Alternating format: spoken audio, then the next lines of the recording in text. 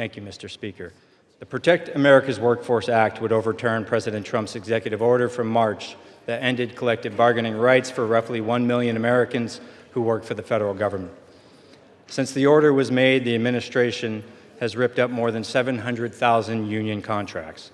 The order was the largest act of union busting in American history, and it left our federal workforce more vulnerable to unfair treatment and political interference. I'm proud that since introducing this bill, it's won the support of 226 of my colleagues in this chamber.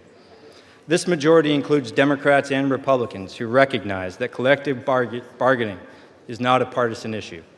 It's about fairness, dignity on the job, and a voice in the workplace. In his order, President Trump said ending collective bargaining was about protecting our national defense.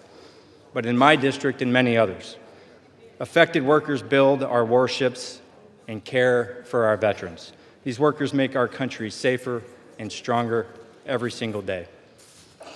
America didn't vote to silence these workers, but this bill gives all of us a chance to restore their voices.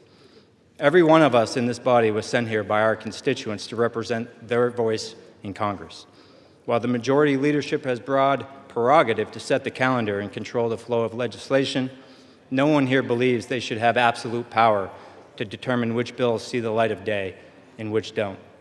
The discharge petition process exists to give members of Congress some agency.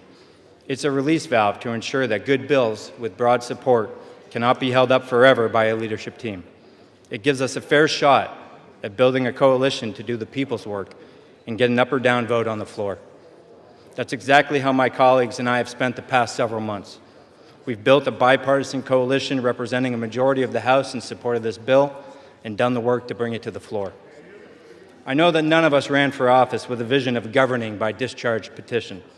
Most of us long for the return of regular order, where bills are assessed in committee, seriously debated, and given a vote.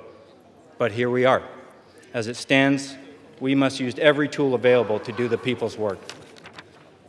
I'm grateful to my 8 Republican colleagues who co-sponsored the bill, led by my friend Congressman Brian Fitzpatrick of Pennsylvania, and to the 5 Republicans who signed the discharge petition to ensure that this chamber would hold this vote.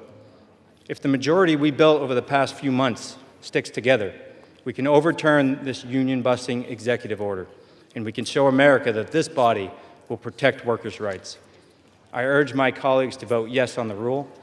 Let these workers have their day on the House floor. Give them an up or down vote. They deserve that much. Thank you, Mr. Speaker.